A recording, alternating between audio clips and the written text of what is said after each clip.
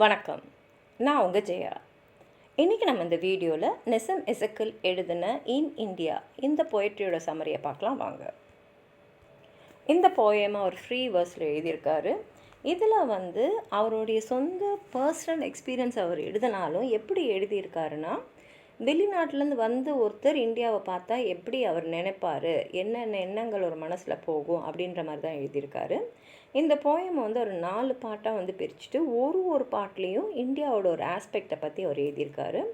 இதில் இந்தியாவோடைய அந்த அழகு, அதாவது என்ன மாதிரி அழகுனா அதோடைய சத்தம், அந்த கும்பல், அந்த வறுமை, இங்கே கொண்டாடக்கூடிய விழாக்கள், நம்மளுடைய பாரம்பரியம், அப்புறம் ஒன்றுக்கு ஒன்றா முரணாக இருக்கக்கூடிய சில விஷயங்களை பற்றி தான் அவர் எழுதியிருக்காரு. இந்தியாவை அவர் ரொம்ப பெருமையாலாம் இங்கே எழுதலை. அதுக்கு பதிலாக அவர் மனசில் என்ன நினச்சிருக்காரோ அது ஒரு ஹியூமரஸாகவும் கிரிட்டிக்கலாகவும் எழுதியிருக்காரு. இதில் இமேஜஸ் மாதிரி, அதாவது நம்ம படிக்கும் போதே நம்ம மனக்கண்ணில் அந்த காட்சிகள் அப்படியே வருது. இதில் இந்தியாவில் இருக்கக்கூடிய அந்த போராட்டங்கள், அந்த கன்ஃபியூஷன், அந்த இந்திய சமுதாயத்தில் இருக்கக்கூடிய அந்த எனர்ஜி, ஒருத்தவங்களுடைய தனிப்பட்ட அடையாளம், அதை அவங்க காப்பாற்றிக்கிறது, அவங்க எந்த மதத்தை சார்ந்தவங்க, எந்த இனத்தை சார்ந்தவங்க, எந்த மாதிரியான மக்கள், அப்புறம் இங்கே இருக்கக்கூடிய அந்த கல்ச்சுரல் காம்ப்ளெக்சிட்டி, இதெல்லாம் ரொம்ப அழகாக எழுதியிருக்காரு. ஆரம்பிக்கும் போதே அவர் என்ன சொல்கிறாருன்னா, இந்தியாவில் சூரியன் உதிக்கும் போதே அது முதல்ல யாரை பார்க்கும்னா, இங்கே இருக்கக்கூடிய பிச்சைக்காரங்க, தெருவில் வியாபாரம் செய்கிறவங்க, அப்புறம் பிளாட்ஃபாரத்தில் படுத்து தூங்கிட்டு இருக்கிறவங்க, அப்புறம் அங்கே இருக்கக்கூடிய அழுக்கான சூழ்நிலையிலே தெருக்களில் வாழக்கூடிய மக்கள் மேலே தான் படும். அது மக்களையும் பார்க்கும், அங்கே இருக்கக்கூடிய கடவுள்களும் அது கண்ணில் படும். ஆனால் எல்லாமே எப்படின்னா, அவங்களுடைய ஆத்மாவில் ஒரு உயிரோட்டமே இல்லாத மாதிரி தான் இருக்கும். அதாவது மனிதர்களுடைய சங்கடத்தில், கஷ்டத்தில் வாழற மக்கள் மேலே தான் முதல்ல சூரியனே விதிக்குது. இங்கே பார்த்திங்கன்னா அம்மாக்கள்லாம் கருகி போனவங்க மாதிரி அவ்வளோ உழைச்சவங்க, பயந்த நிலையிலே வாழக்கூடிய திருமணமாகாத பெண்கள், அப்புறம் இங்கே இருக்கக்கூடிய மிருகங்கள், அதுக்கு மேலே நடக்கக்கூடிய கொடுமைகள், அடக்குமுறைகள், இதெல்லாம் தான் சூரியன் உதிச்ச உடனே பார்க்கும். ஏன்னா இந்த இடத்துல பார்த்திங்கன்னா இந்த நிலப்பகுதியில் வலி தான் நிறையா இருக்குது, கஷ்டங்கள் தான் எல்லா இடத்துலையும் இருக்குது, எல்லா நிமிஷத்துலையும் இருக்குது அப்படின்னு சொல்லிட்டு அடுத்ததான் அவர் என்ன சொல்கிறாருன்னா, இளைஞர்களாக இருக்கக்கூடிய ரோமன் கேத்தலிக் பாய்ஸ், அப்புறம் ஆங்கிலோ இண்டியன் பாய்ஸ், அவங்க நல்ல பவுடர்லாம் போட்டுட்டு அவங்களோட சேர்ந்து நல்ல கட்டுமஸ்தானாக இருக்கக்கூடிய முஸ்லீம் பாய்ஸ், எல்லாருமே ஒரு விஷயத்தில் ஒத்துமையாக இருக்காங்க. என்னென்னா, அவங்க பிரார்த்தனையை அவங்க கடவுள் கையில் செலுத்துறது. வேறு வேறு கடவுள்களாக இருந்தாலும் அவங்க பிரார்த்தனை செய்யணும் அப்படின்ற இருக்கக்கூடிய அந்த மனசு மட்டும் ஒன்று தான். ஆனால் பிரார்த்தனை செய்வாங்களே தவிர மற்ற சமயத்துலாம் பார்த்திங்கன்னா மற்றவங்கள பார்த்து காப்பி அடிக்கிறது, மற்றவங்கள வம்புக்கு இழுக்கிறது, திருடுறதை பற்றி எந்த விதமான ஒரு தயக்கமும் இல்லாமல் திருட்டை செய்கிறது, அதுக்கப்புறம் அவங்க அந்த சின்ன பெண்களோடு இருக்கக்கூடிய அந்த ரொமான்சஸை பற்றி மற்றவங்களுக்கு தொல்லை செய்கிறது எல்லாமே இருக்கும். ஆனால் எவ்வளோ தான் தப்புங்களை செஞ்சாலும் ப்ரேயர்ஸை மாத்திரம், பிரார்த்தனைகளை மாத்திரம் முழு கவனத்தோடு முழு மனசோடு செஞ்சுடுவாங்க அப்படின்னு சொல்லிட்டு, இதில் ஆங்கிலோ இண்டியன் பாய்ஸ் பார்த்திங்கன்னா அங்கே இருக்கக்கூடிய அந்த ஹை ஹீல்ஸ் போட்டுன்னு போகிற பெண்கள்கிட்ட அவங்க சந்தோஷமாக இருக்கிறது, அந்த சந்தோஷமாக அவங்கக்கிட்ட பேசினது பழகினதெல்லாம் நண்பர்கள்கிட்ட பழகிக்கிறது. அதே சமயத்தில் இதையெல்லாம் செஞ்சுட்டு இருந்தாலும் அந்த பிரார்த்தனை செய்ய வேண்டிய நேரம் வந்தோடனே குடுன்னு ஓடி போய் பிரார்த்தனையை செய்கிறது. அதே மாதிரி ஆங்கிலோ இண்டியன் ஆண்கள் பார்த்திங்கன்னா விஸ்கியை எங்கேயாவது இருக்கக்கூடிய அந்த ஜூயிஷ் குடியிருப்புகளில் போய் அங்கே போய் கடகடன்னு குடிச்சிட்டு வர்றது, அவங்களோட சேர்ந்து முஸ்லீம்ஸும் அவங்களோட ப்ரேயரை முடிக்கிறதுக்கு முன்னாடியோ அவங்களோட சேர்ந்து அவங்களும் குடிக்கிறது. அதுலேயும் புது வருஷம்னு வந்துடுச்சுன்னா அந்த கொண்டாட்டமே வேறு லெவலில் இருக்கும். எல்லா வயசு ஆளுங்களும் அங்கே சேர்ந்து அவங்க கொண்டாடுவாங்க, பெண்களும் அங்கே வருவாங்க. அதில் அவங்களோட ஆடையை நெகிழ்ந்து இருக்கிறதையும் பற்றி இங்கே சொல்கிறாரு. எசக்கில் என்ன சொல்கிறாருன்னா, நாங்கள் கொண்டாடுற இடத்துல பார்த்திங்கன்னா கிட்டத்தட்ட 23 பேர் இருப்போம்.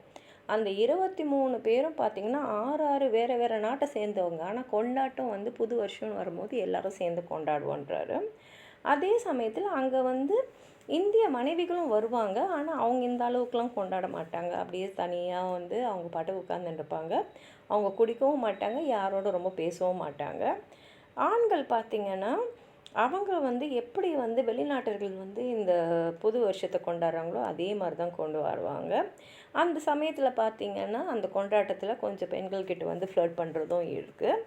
எசுக்கலே வந்து அந்த சமயத்தில் நான் கூட வந்து கொஞ்சம் கொண்டாட்டத்தெலாம் ஈடுபடுவேன். அந்த கொண்டாட்டத்தில் வந்து ஒரு 2 பேரோடு கொஞ்சம் அப்படி போய் இடிச்சிட்டு வரத ஒரு சந்தோஷமாக ஒரு வெற்றியாகவே நாங்கள் நினச்சிப்போம் அப்படின்னு சொல்லிட்டு. அப்போ ஒருத்தர் மட்டும் அந்த இடத்துல வந்து இதில் வந்து எனக்கு சந்தோஷமே இல்லை, இந்த பார்ட்டி என்ன இருக்குது, எல்லாம் கரப்டிங்காக இருக்குது, பாரு மனைவியெல்லாம் பாரு அப்படியே வந்து எதுலேயும் ஒட்டாமல் மரக்கட்டைங்க மாதிரி அங்கே இருக்காங்க, அவங்களுக்கு வந்து இதில் எந்த விதமான ஒரு ஈடுபாடும் இல்லைன்னு சொல்லும் போது எசிக்கல் அவரை அழைச்சின்னு போய் வெளியில் அந்த புத்துணர்ச்சியாக இருக்கட்டும், அந்த காற்று வீசுச்சுன்னா ஒரு வேளை அவருடைய மனநிலை மாறுமோன்றதுக்காக அழைச்சின்னு போகிறாரு. ஒரு இந்தியன் பெண்மணி வந்து அவளுடைய இங்கிலீஷ் முதலாளியோட ஒரு டேபிளில் உட்காந்து பேசின்னு இருக்காங்க. அவங்க பேசும்போதே வந்து அந்த இடத்த பார்த்திங்கன்னா ஒரு நல்ல ஒரு பெரிய இடம். அவங்க 2 பேரும் சேர்ந்து ஒரு கோல்டு பியர் குடிச்சிட்டு வெஸ்டர்ன் மியூசிக் கேட்டுக்கிட்டே அவங்க வந்து பேசிக்கிட்டே இருக்காங்க. அவங்க பேச்சு வந்து எல்லாத்த பற்றியும் இருக்குது, அதாவது ஆர்ட் கலைகளை பற்றியும் இருக்குது, இலக்கியத்தை பற்றியும் இருக்குது, அப்புறம் இந்தியாவில் என்னென்ன மாற்றங்கள்லாம் கொண்டு வரணும் அப்படின்றத பற்றியும் அவங்க பேச்சு இருக்குது. இது வந்து ஒரு சமயம் மட்டும் அவங்க பார்த்த மாதிரி இருக்கல, ஏன்னா திரும்பி இன்னொரு வாட்டியும் அதே மாதிரி அந்த பெரிய அப்பார்ட்மெண்ட் அவங்க பார்க்குறாங்க, பியர் குடிக்கிறாங்க, மியூசிக் கேட்குறாங்க. ஆனால் இந்த வாட்டி பார்த்திங்கன்னா அவள் கொஞ்சம் அவள் ஆடை தலை எல்லாமே கொஞ்சம் கலைஞ்ச மாதிரி இருக்குது. அது மூலமாக வந்து அந்த இந்திய பெண்மணிக்கும் அந்த இங்கிலீஷ் முதலாளிக்கு நடுவில் ஏதோ ஒன்று நடந்திருக்கு. ஒருவேளை வந்து அந்த ஆண் வந்து அவன் வந்து ஏதாவது ஃபிசிக்கலாக அவகிட்ட வந்து அசால்ட் பண்ண ட்ரை பண்ணியிருக்கலாம் அப்படின்றது புரியுது. ஆனால் அவள் அதுலேருந்து வெளியில் வந்த மாதிரியும் தெரியுது, ஏன்னா அந்த மாதிரி தான் அவள் இருந்தாள். ஆனால் என்னென்னா அவனுடைய அந்த ஃபிசிக்கல் அசால்ட்டில் அவளுடைய போட்டிருந்த ப்ளவுஸ் வந்து கிழிஞ்சதுனால அந்த இங்கிலீஷ் பாஸ் வந்து ஒரு பிரிட்டிஷ் அந்த டெண்டன்சியோடு அவளுக்கு ஒரு சேஃப்டி பின் தரான். அவள் அதை போட்டுக்கிட்டு அங்கே வெளியேறா அப்படின்ற மாதிரி தான் இந்த கவிதை அவர் முடிச்சிருக்காரு. வாங்க படித்து பார்க்கலாம். Always in the sons Aina முதல்ல சூரியன் உதிச்ச உடனே. Here among the beggars, hawkers, pavement sleepers, hutment dwellers, slums, dead souls of men and gods. அதாவது சூரியன் வந்து முதல்ல இங்கே விழித்த உடனே, அதாவது உதிர்த்த உடனே அது பார்க்கக்கூடியவங்க இவங்கள தான். burnt out matters, frightened virgins, wasted child, all in noisy silence and tortured animals suffering the place and time. I ride my elephant of thought as the scene slung around my neck. So சூரியன் உதயம் ஆகும்போது இந்தியாவில் வந்து வெளியாக நீங்கள் பார்க்கக்கூடிய காட்சிகள் இதுதான் அப்படின்றத சொல்கிறாரு. இங்கே டார்ச்சர்ட் அனிமல்ஸ்ன்னு சொன்னது குறிப்பிடத்தக்கது.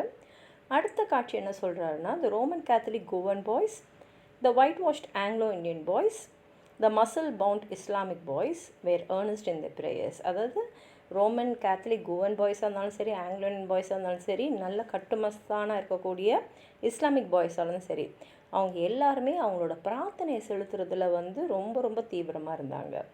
தே gossiped, bullied, stare in face, they bragged about the love affairs, they caught the table, broke the chair, but never miss the prayers. அவங்க என்ன வேலைங்க பண்ணாலும், என்ன தப்புகள் பண்ணாலும், அந்த பிரார்த்தனையை செலுத்துறது மட்டும் அவங்க தவறவே மாட்டாங்க. The Roman Catholic Govan boys confess their solitary joys, confess their games with high-heeled toys. இங்கே high-heeled toysன்றது அந்த ஹை ஹீல்ஸ் போட்ட பெண்கள். And hasten to the prayers. இந்த ரோமன் கேத்தலிக் பாய்ஸ் வந்து அவங்க வந்து அவங்களுடைய பெண் தோழிகளோடு இருந்த அந்த சந்தோஷமான தருணங்களெல்லாம் அவங்க நண்பர்கள்கிட்ட சகஜமாக வந்து பரிமாறிக்கிறாங்கன்றாரு. The Anglo Indian gentleman drank whisky in some Jewish den with Muslims slowly creeping in before after prayers. அதே சமயத்தில் வளர்ந்த ஆங்கிலோ இண்டியன் ஆண்கள் வந்து ஏதாவது ஒரு ஜூயிஷ் டெனில் வந்து விஸ்கி குடிப்பாங்க. அவங்களோட சேர்ந்து முஸ்லீம்ஸும் வந்து அங்கே ஒன்று ப்ரேயர்ஸ் போகிறதுக்கு முன்னாடியோ இல்லை பின்னாடியோ வந்து குடிப்பாங்கன்றாரு. To celebrate the years and men in grey or black, women bosom semi bare, 23 of us in all 6 nations represented. அதிலும் புது வருஷம் வந்துடுச்சுன்னா ஆண்கள்லாம் சரி கிரே கோட்டு இல்லை பிளாக் ட்ரெஸ் அந்த மாதிரி போட்டுக்கிட்டு அவங்க அந்த கொண்டாட்டத்தில் வருவாங்க. பெண்களும் வருவாங்க. அவங்க போட்டிருக்கிற ஆடை வந்து கிட்டத்தட்ட அவங்களுடைய மார்பகத்தில் பாதிக்கு மேலே வெளியில் காட்டுற மாதிரி தான் இருக்கும். நாங்கள் ஒரு 23 பேர் இருப்போம். ஆனால் 23 பார்த்திங்கன்னா 6 வேறு நாட்டிலேருந்து வந்தவங்க. The wives of India sit, they do not drink, they do not talk, of course they do not kiss. அங்கே வரக்கூடிய அந்த மனைவிகளும் வந்து அந்த கணவர்களோட மனைவிகளும் அங்கே வந்து உட்காருவாங்க. ஆனால் அவங்க குடிக்க மாட்டாங்க, பேசவும் மாட்டாங்க. இதையெல்லாம் செய்யாதவங்க கண்டிப்பாக அங்கே வந்து முத்தமும் கொடுக்க மாட்டாங்க. The men are quiet at home among the foreign styles. What fun the flirting is. I myself decorously press a thigh or two in sly innocence. The party is a great success. அதே மாதிரி ஆண்களும் அங்கே வருவாங்க. எல்லாம் foreign ஸ்டைலில் தான் வருவாங்க. அந்த ஃப்ளர்ட்டிங்கும் வந்து கொஞ்சம் டிஃப்ரெண்ட்டாக தான் இருக்கும். நானே கூட 1, 2 பேரோடு அந்த தொடையில் ஏட்டாக வந்து அப்படியே அப்பாவி மாதிரி அப்படியே கொஞ்சம் ஒரு அழுத்தம் கொடுத்துட்டு வருவேன். அந்த நியூ இயர் பார்ட்டி வந்து எங்களுக்கு அதுவே பெரிய சக்ஸஸாக இருக்கும். Then someone says, we can't enjoy it. Somehow, don't you think? The atmosphere corrupt and look at our wooden wives. அப்போ திடீர்னு ஒருத்தர், இதெல்லாம் என்னால் சந்தோஷமாக ஒத்துக்கவே முடியாது, நீங்களும் அப்படி தான் நினைக்கிறீங்க, பாருங்கள் எல்லா இடத்துலையும் கரப்ஷனாக இருக்குது, மனைவிங்களாம் பாருங்கள் அப்படியே மரம் மாதிரி இருக்காங்க அப்படின்னு சொல்கிறாரு. I take him out to get some air. நான் உடனே வந்து அவர் அந்த கும்பல்லேருந்து அழைச்சின்னு வெளியில் போய் நல்ல ஒரு புது அந்த இளங்காற்று வந்து வீசுறதுக்கு அழைச்சின்னு போகிறேன். This she said to herself as she sat at table with the English boss. Is it? This is the promise. அப்போது வந்து ஒரு அப்பார்ட்மெண்ட்டில் ஒரு இந்திய பெண்மணி அவளுடைய இங்கிலீஷ் முதலாளியோடு உட்காந்துக்கிட்டு பேசிகிட்டு இருந்தாள். The long evenings in the large apartment with cold beer and western music. அங்கே வந்து ஒரு இளம் சாயங்கால நேரம், பெரிய அப்பார்ட்மெண்ட்டு, 2 பேருமே வந்து கோல்டு பியர் குடிச்சிக்கிட்டு வெஸ்டர்ன் மியூசிக் கேட்டுகிட்டே பேசின்னு இருக்காங்க. Lucid talk of art and literature and of all the changes India needs. எதை பற்றிலாம் பேசுகிறாங்கன்னா எல்லாத்தை பற்றியும் பேசுகிறாங்க. கலைகளை பற்றி பேசுகிறாங்க, இலக்கியத்தை பற்றி பேசுகிறாங்க, இந்தியாவுக்கு என்னென்னலாம் மாற்றங்கள் கொண்டு வரணுன்றதை பற்றி பேசின்னு இருக்காங்க. At the second meeting in the large apartment, after cold beer and the music on, she sat in disarray. அந்த ஒரு மீட்டிங்கும் முடியல, 2வது மீட்டிங்கும் இன்னொரு நாள் நடக்குது. அதே பெரிய அப்பார்ட்மெண்ட்டில் தான், அதே கோல்டு பியர், அதே மியூசிக்கு. ஆனால் அவள் மட்டும் இப்போ கலைஞ்சி போய், அதாவது ஆடையெல்லாம் கலைஞ்சி, தலையெல்லாம் கலைஞ்சி, டிசரேனா இதெல்லாம் மாதிரி தான் உட்காந்துட்ருக்காங்க. The struggle had been hard and not altogether successful. அதனால் அவங்களுக்குள்ளே வந்து ஃபிசிக்கலாக ஏதோ போராட்டம் நடந்திருக்கு, ஆனால் இதில் வந்து வெற்றி அடையலைன்றது நல்லா தெரியுது.